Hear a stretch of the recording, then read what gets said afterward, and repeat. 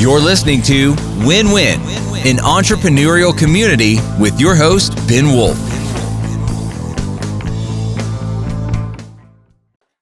Welcome to the Win-Win podcast. My name is Ben Wolf. As always, we are going to learn from our guest today how to rock your remote work culture.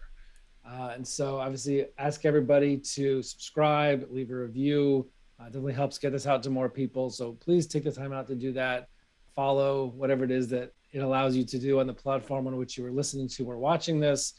And with that, I want to get into introducing our guest today, who is a fractional chief people officer. He's also a member of the Fractional Leadership Organization, one which is near and dear to my heart. He is the co-founder and COO of Blend Me, a remote employee experience consultancy. You can find out more about him and his company and what they do at blendmeinc.com. That's blendmeinc.com. And with that, I welcome Kaleem Clarkson. Welcome, Kaleem. Hey, Ben, thanks for having me. I really appreciate this, man. And hey, who doesn't want to rock? I want to rock. I mean, exactly. With your music industry background, I'm glad you brought that into it. Let me ask you this: just to start off with, to get a quick background, so people have some context of how did you get into this? How did you get into chief people officer, remote culture? Give us a little quick 2-minute background on how we got to be talking about this. Yeah, I think for a lot of people in the field, by accident. My partner and business partner, she got her master's degree from University of Connecticut in organizational development, human resources.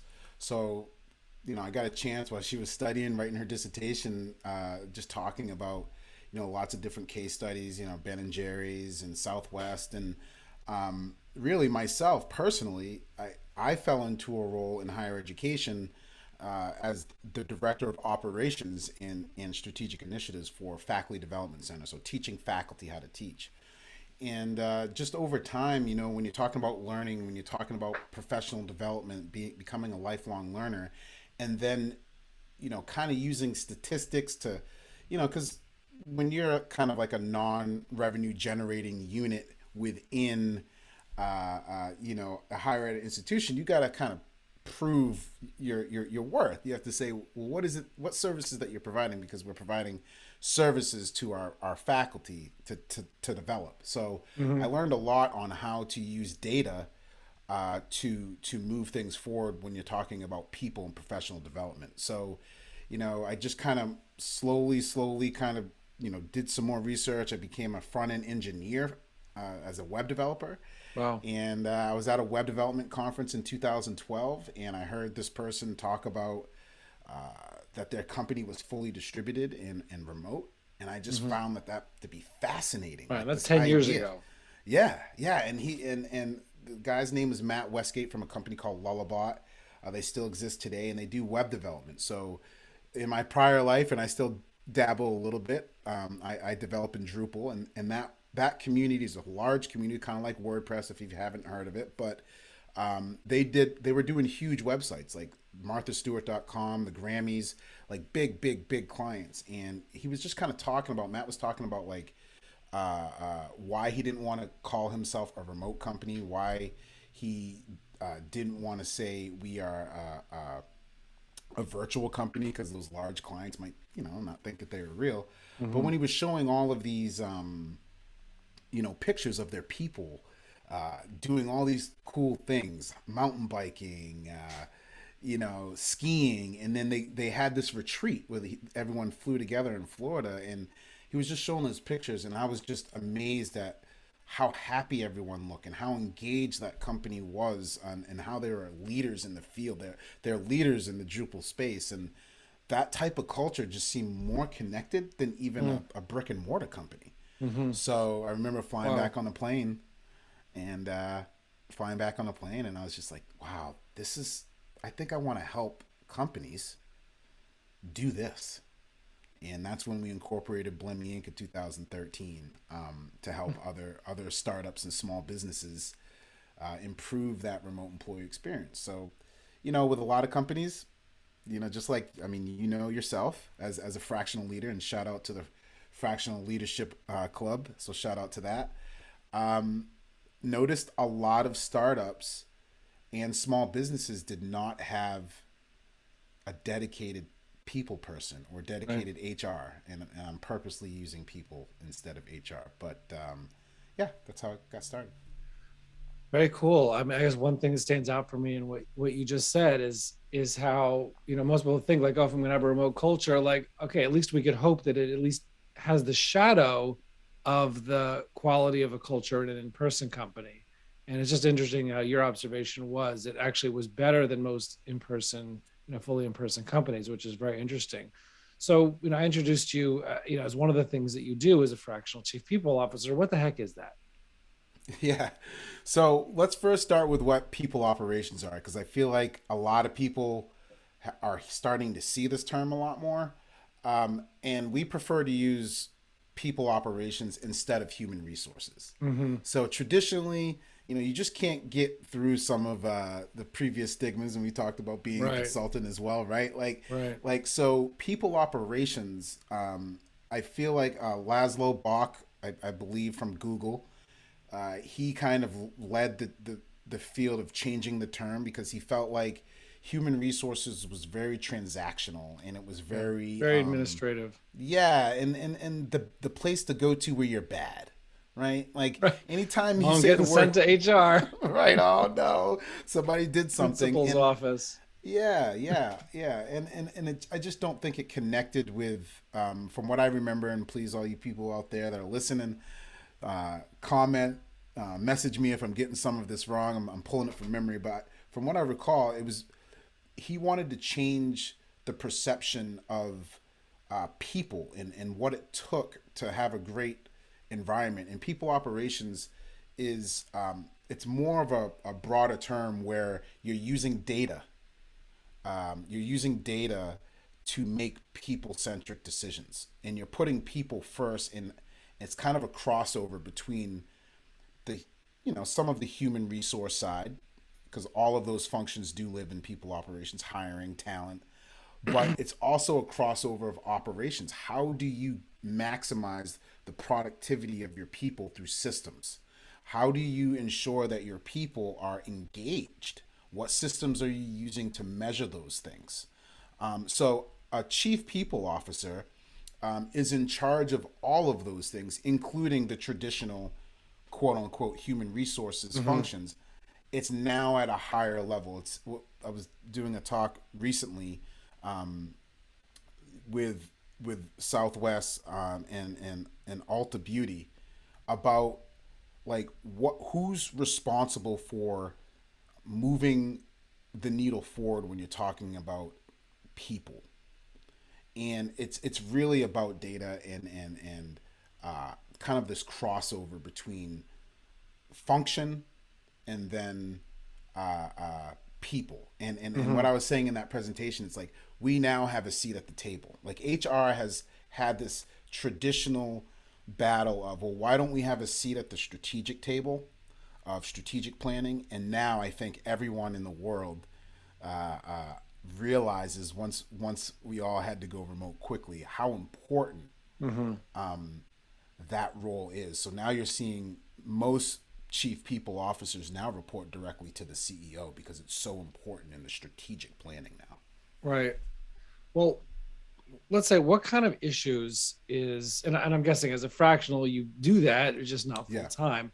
But what kind of issues are business owners or businesses going through? What kind of problems Mm-hmm. are they having that might be triggering, hey, maybe we should think about a chief people officer or a fractional chief people officer? Like, what are the triggers? What are the problems that they're going to be seeing that they might be able to relate to when Yeah. you talk about it? Yeah. So specifically, I think right now, today, 2022, I think the biggest problem that people are having is retaining employees and finding talent. Oh yeah. I think we can all agree right now finding talent is extremely difficult. Hmm. And the reasons why it's extremely difficult is because people's priorities have changed. I think a lot of people have realized flexibility is important in their lives. And actually, there's a survey out there that said 1 in 4 people are willing to take a 10% pay cut to work remotely, to have more flexibility. So the biggest challenge that we're having right now, I would say those are the two things: attracting talent and retaining talent. So then when you talk about attracting talent, and again, this is why people operations, in my opinion, is great, because you are now talking about employer branding and the employee value proposition, right? So why should someone come work for your company? So that is something that I think a lot of organizations are realizing. Oh, geez, we need to get in the ball here with talking about what it's like to work at the company. So attracting talent, and then of course retaining talent. How do you keep people engaged when we're all distributed? That's a really big challenge. That's definitely, they kind of go hand in hand, but that's where a lot of organizations are saying, okay, we need to kind of figure this thing out, because it doesn't feel like it did before. So I would say attracting talent and retaining talent are the two biggest challenges. Let me ask you about retaining talent for a second. What are some of the biggest things people can do or people should do, thinking about how to retain talent, or you talked about engagement, right? And especially in a remote or distributed company, what are some of the main things people can do or should do to have more engagement, especially in a remote, in a remote or distributed company? Yeah. Specifically, and this is another thing that we're trying to for terminology we try to use, and I know I did just use engagement, but we kind of talk about the employee experience, because I feel like the word culture and the word employee engagement have been used for so long, they've kind of lost the definition. I mean, if you ask someone what is culture, that's a hard question for someone to answer. So we try to tell organizations or to consult with organizations to think about what it's like, what the employee experience is like, right? So when I say the employee experience, think about everything that involves, because all of that is kind of engagement. So how do you attract? We already talked about that. How do you attract talent? How do you hire talent? How do you onboard? How do you engage them? How do you train? How do you assess their performance? And then how do you offboard? That whole thing is the employee experience. Okay. So then back to your question, what are some things that you can do to keep your employees engaged?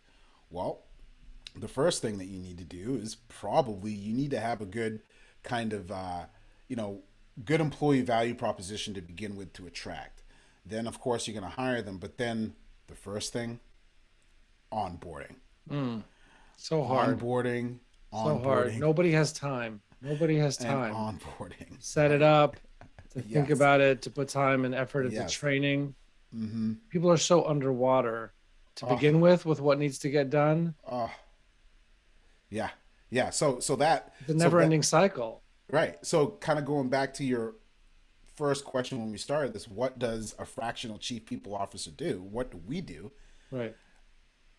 Designing, remote onboarding programs is a huge service that we provide, because you are absolutely correct. This is not a little thing to take on. No. Right? No. Right? So generally speaking, your people, or HR department are already overwhelmed, and the pandemic added a lot of stress on your HR people, we like to say. So yeah, as a fractional person, we can come in either, on a project basis or on a longer term basis to kind of own that responsibility. So onboarding is very, very critical to keeping your employees engaged. Believe it or not, like even your employees that are already there, having a very structured, intentional onboarding process will help even the existing employees, because now your new employees are already ramped up, ready to go, and are part of it. So let me ask you another dilemma that I see with this. And I really did not intend to go down this rabbit hole, but it is something that I just see is everybody has this problem with onboarding and training. is Yes. it, yeah, some of it is general for the company, but a lot of the onboarding and training is related to the specific function of someone's job, right? So Yes. that might not Yes. be the people operations or HR who has much knowledge about that. Right. And Right. so how do you, so you need to bring in, I don't know, managers or other Absolutely. people from the functional divisions in which those people are going to be working to help set that up or to take part in it or something. So how do you deal with that? Yeah, I mean that's a great question, Ben. And the reality of the situation is somebody has to kind of be responsible for the process, Right. right? Similar to marketing, similar to sales, Right. Sometimes right? that's the hardest part, even if it's not most of the hours of work. Correct. Right. So as you know, a fractional chief people officer, you're absolutely right. Like the beginning of your onboarding is about the culture. Let's get a video from the CEO talking about what was the spark that made them create the company, and Mm, then how do we get things done, and you have all of that is the same, and you're absolutely correct. But then you have to reach out to each of those divisions and say, okay, for your people, what are some of the critical things that you need them to learn in those first 2 weeks? And then the other thing is onboarding is not just like that first 10 or 15 days and signing the paper. I think mm-hmm, for a lot of people, that's what they, again, going back to the HR kind of mm-hmm. mentality. Oh, onboarding is when I go sign my, W-9 or whatever it's called, and that's it. Well, no, onboarding should be, you know, there's onboarding programs up to 18 months. Mm-hmm. So onboarding should be much longer. But kind of back to what we were kind of talking about there, it's like you have to work with those departments to determine what it is that their people need to add on to the onboarding piece. So yeah, you're absolutely correct. It takes a facilitator that's responsible for the process Mm-hmm. to Mm-hmm. bring in the correct people to ensure Right. that those things are done correctly. Right. Awesome. Now I appreciate that and appreciate you going into it. Let me switch gears a little bit. Like, so we're talking about remote, fully remote, hybrid, remote, in person. Like, what are the outcomes, or like what happens, I guess, with having a fully remote or hybrid remote work environment as distinct or different from a fully in person environment? Like, well, I guess I don't know. What are the biggest differences um, in the outcomes of those models? Mm, mm. Ben, And like if I rewind have to that choose, right, question. I'm choosing, hey, should Yeah. I go to fully remote? Should I switch to hybrid? Should I Yes. stay in person? Like Yeah. what are the pros, the cons? Like what? Bookmark that question. And we Okay. have to come back to that question because that's important, because I Okay. feel like we didn't hit the engagement piece well enough. Got it. So onboarding was just the one, like the beginning. Like that is for your new employees. Right. For your current employees, to make sure that they're well connected, you have to create what we've developed is a social connection strategy.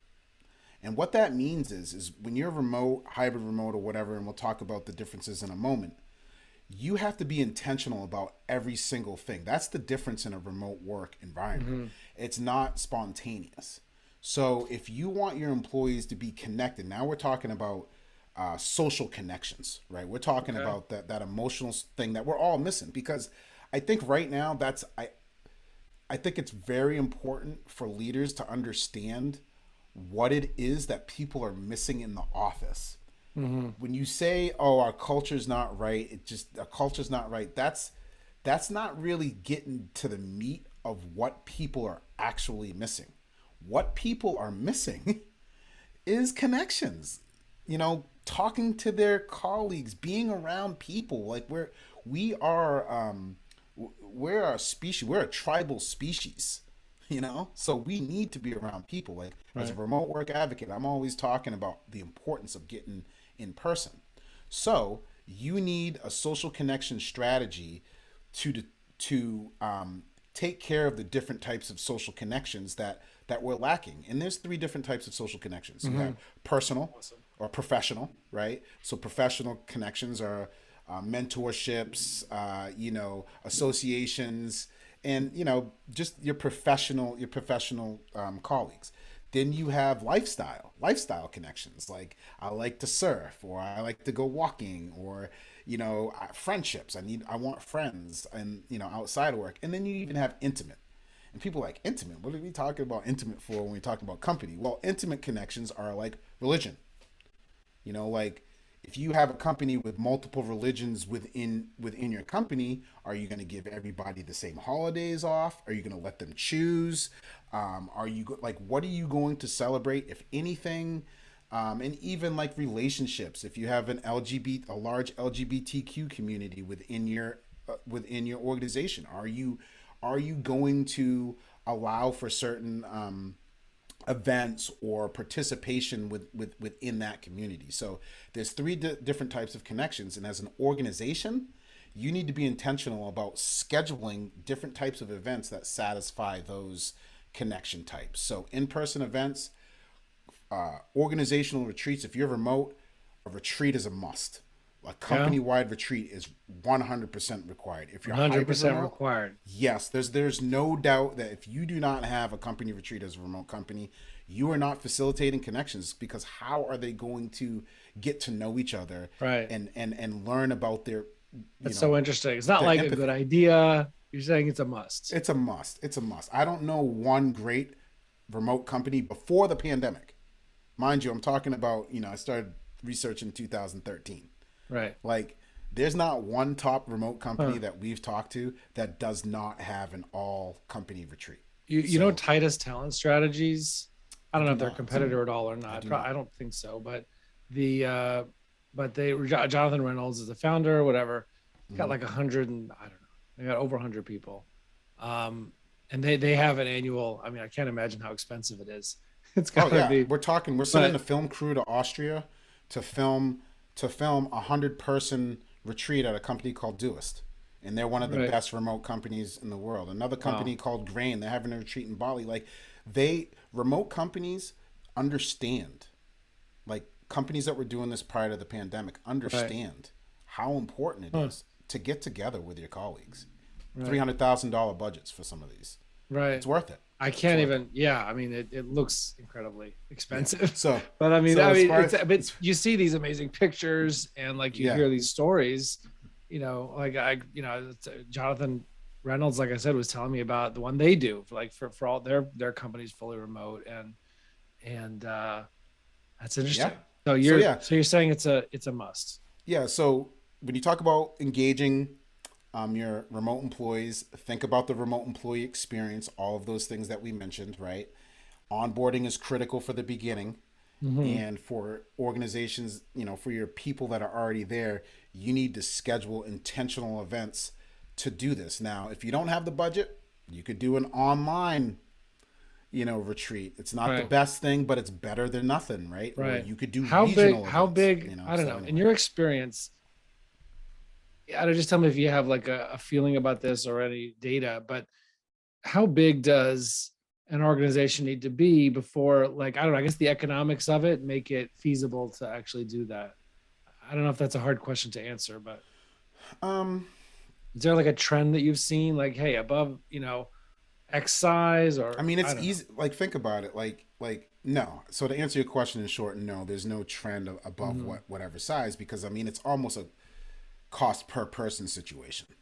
So it's all kind of relative, right? Like, it's going to cost X amount of dollars per person. Right, but it's also relative to the percentage of money in the company, right? If you have a 5-person company, yes, I mean, maybe a 5-person retreat, $5,000 to get you guys together. And if you have a 5-person company and $5,000 to build your culture is too much for you, then maybe you need to think about doing another type of business. Right. You know what I mean? It doesn't have to. Right. It doesn't have to be. Yeah. We're talking about it's 5 hotel rooms, 5 flights. Yeah. And again, that's almost it. I mean, you could probably do everything else. Probably find somewhere free for everything else. Right. We're talking about a priority. Right. So this to is me, helpful. it's just like, this is enlightening. Like, listen, if you're not talking about like putting your people first and making it a priority, you're gonna have a hard time moving forward in this new work. Like, just think about Airbnb just announced that they are 100% virtual work from anywhere very recently. Right. That the day they announced that, 800,000 people viewed their careers page.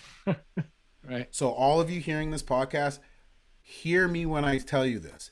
800,000 Right. people So visited their recruiting, career. when you have a hard time finding talent, you're saying that by being remote or having this remote option, you're going to have an easier time finding talent in a tough talent environment. Oh my gosh, absolutely. You're talking about, depending on how your company's situated, you could go global talent, right? But then even talent just within the United States or whatever country you're in, Right. you're no longer location dependent. So anyway, I just wanted to make sure we covered that for engagement Yeah, because no, it's that's really great. important. Yeah. It's So even, yeah, for this, so maybe we can get back to this, like, hey, why would I choose, or what reasons would yeah. I choose or not choose? As his So ask the last question again. question. Ask the question again. Yeah. So like, why would I? Maybe I'll ask it a little differently. Why Mm-hmm. would I or a business owner go for a remote company, an in-person company, or a hybrid? Like, I don't know. I guess what are the pros and cons, or how do I make that decision? Yeah, that's a great question. So firstly, I believe that, and again, I'm a remote work advocate, so I get it. I'm a Right. little So you're jaded, but biased. I get it. I'm biased, Bias is but disclosed. yeah, I don't believe that there's a 5 days in the office you're gonna be very successful moving forward. Like we're just not seeing it. Google tried it, look what happened. Apple tried it, look what happened.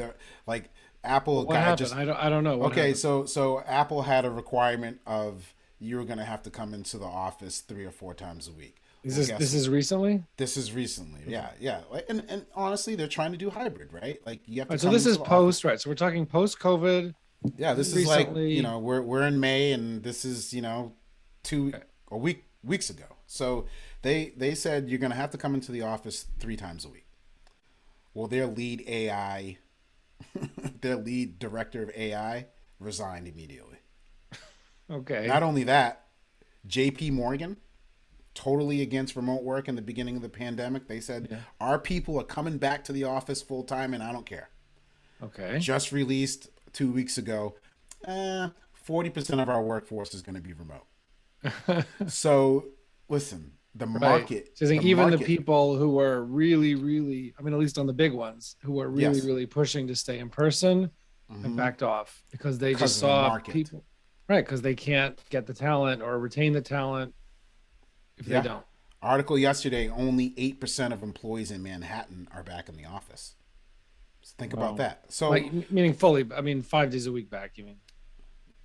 I mean, they're correct, not, correct, there correct, are more correct, correct. back, I assume, than Yeah, yeah, yeah, yeah, 8%, yeah, yeah, yeah, yeah. but Correct, like correct, fully correct, correct. 100% back, So then right? back to your question, why would you choose between a hybrid remote Yeah. situation or remote? So that's a very good question. And I think I would say a lot of it depends on the size of the organization. If you're a very large organization, it's going to be difficult if you were not already invested in remote work before the pandemic to just say, hey, we're done with our offices. Only a Right. few companies, larger companies have Right. done that. You Got have to, leases with 5 or 10 years left, and yeah, yeah. So it's a tough situation. But if you're a company with office space, like you said, you have leases left, you could prepare yourself to go fully remote. But making the choice between the two, like how do you make that choice? I just think it comes down to the capabilities of your company. If you don't have any processes set up for how are you going to communicate, what's your social connection strategy? We talked about that. right. How are you going to evaluate, your employees' success? Because a lot of companies don't have KPIs, or they're not using EOS, so they're not using any type of goal setting framework at all. Hmm. So you have to Right. implement those things first because Right. you were kind of Right. You were promoting, relying on the babysitting method of management maybe right. before, and you're hmm not going to have that to the extent people are not there in person. No, no. So you need data, right, to make Right. your decisions. So, yeah, I just think it comes down to what it is that you think that you're capable of. If you're in a company where a lot of people need to be together to do certain task, so a lot of people in design feel better when they're in person. Mm-hmm. Even really complex initiatives and things like that. Like, what I see happening is I see offices transforming to co-working spaces. Mm-hmm. And Right. that's kind of where I see the future of the office, like Right. reformatting what you're going to use it for, Right. is where I would see. And also, some companies don't have a choice. So I was on a panel recently with, again, with Southwest and Ultra Beauty. Like, they have pilots, they have mechanics. Right. You can't do that Those from home. those people can't work from home. Like, Manufacturing, manufacturing, right? right? Distribution, pick and pack, I Right, mean, right, right. warehouse. Yeah. And interestingly enough, one of our largest clients, they're a $50 million sock manufacturer out of Manhattan. And when we talked to them, I was shocked that they even wanted to talk to us, because I was like, well, how are you going to do this? It's like, well, we have 70 people that manage the process, sales, design, Right. That part is customer not. service. That part, we were forced to go remote because our office is shut down in Manhattan. They didn't have any Right. choice. So now they're like, okay, we've realized that our people are happier because they don't have to battle the subway. Mm-hmm. The commutes aren't rough, Mm-hmm. and they're getting more done. So we're going to implement hybrid. So they actually downsized their offices, moved Mm-hmm. to a different office, and now they have hot desking, and they're kind of leading What's the hot charge. desking? What does hot desking So mean? hot desking is like, there's no assigned seating. Oh, You that, can yeah. just use any desk that you want when you Right. go in. And they are leading in their field right now in implementing this. They've had some of their clients come and Interesting. tour, and they're just like, I can't believe this. This is unbelievable. They have phone booths. So they Right. bought these phone booths Yeah. where you can People go go in these calls. They have and these go on the call. insulated So little. so it's Yeah. quiet. So as far as making that decision, I think a lot of it has to do with what your business is, where you are in leases. If you're tied up for the next 10 years in a lease, I mean, you need to use it somehow, right? Right. So yeah, I would say that it depends on your business, your current situation, and what you're prepared to do, like how prepared you are to kind of move in that way. Now, Right. I will have to say one thing. Regardless, like, hybrid remote is the hardest out of all of the remote work options, Mm-hmm. because you're doing both. Right. I mean, it just kind of makes More sense. complicated. It's more complicated. It's way easier to say, you know what, we're fully remote, Right. because now Close the everybody, offices. boom, shut it down. Invest full. Then we have more money to invest in that retreat, right? Because we have Yeah, no office space. yep, all the tools, and you're thinking about everything. You're thinking about is Right. about, okay, how Right. can I make this That's a great easier point. for the remote employees? So Right. believe it or not, being fully remote is way easier, and just saying no remote work at all is way easier, right? But I don't think any company is going to be successful saying everyone's required to come into the Right. office. There's huge Right. challenges. There's huge challenges with Yeah, that. yeah. So what you have to do is what we call, you have to, even in a hybrid remote model, you have to implement a remote first operational model. And what that means is, even if it's basically you pretending that everybody is not face to face at all moments. Right. So you're not reliant on that for any processes or systems or tools. Right. So you have to Now say, that makes okay, sense. That makes sense because it's not lowest common denominator because it's not lowest common denominator because it's low, but it's the one thing that's equal across all functions. right. So for So example, if you have one person on Zoom, oh everyone's yeah, on Zoom. I do that with every client. That's what we do. Yeah. One person on Zoom, everyone on Zoom, right? Because Right. you want everyone to be equal. That, I Level think playing that's the field. big thing, equality. So can a remote person find the information they need just as easy as a person that's in the office? Right. So Let me ask you therefore, this: have to do that. So anyway. is there any reason for a Mhm. company to have? Last question. It's a silly Yeah. question, but the last question: is there any reason for a company to own an owl? And if you've seen you've seen these owls, right? They go on a desk. They have a 360 camera, 360 audio. I love. Given what you Labs. just said, is there any reason, or is it like a bad temptation? Is it like giving in to your evil inclination to own an owl in your office? I love Owl Labs. It's great. I love the product. The company. Like the company. I don't know anything about the company. They do great research on remote work. They do a state of remote work that's come out before. But is there any reason to own an owl? I know. I have given what you just said. I have to say this before I give an answer. I love Owl Labs. Right. You love them. They're amazing. They're a great company. They're an industry leader, a thought leader. I would say. You don't have to answer. If you have a relationship with them, you don't have to answer. I would say, okay. I would say no. I would say no because it does have temptations. But if you are a remote first company and you have everything situated, and you are going to have teams together, like meaning you have a marketing team in one area that's all together, and then you have two teams. If you have two teams, or two teams in different parts of the world, and maybe. Two teams in different parts of the world, or you can still have everybody at their own desk. Well, or you're hosting a. Let's just say you don't have the money to bring everyone together for a retreat, and you're hosting an East Coast retreat and a West Coast retreat in person. Right. Okay. I would say in that scenario, put an owl in both places, and that's perfect because everybody is on the owl. Right. Everyone's equal. Okay, you got it. You found a use case for the owl, even in this year. Kaleem, this was great. This is super, super enlightening on so many levels in terms of onboarding process, in terms of culture, in terms of the annual retreat thing, the in-person element, the social piece, remote pros, cons, super, super valuable. Really, really good. I think people are really going to get a lot from this. I appreciate it, man. Anytime. I love your community. Hey, and if you haven't checked out Fractional Leadership, check it out.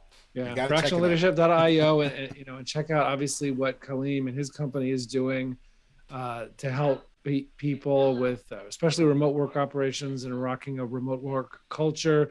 blendmeinc.com. Thank you, Kaleem. Appreciate you. Thanks for having me. Anytime. Thank you. And we'll see everybody else on the other side. Thanks. You're listening to Win Win, an entrepreneurial community with your host, Ben Wolf.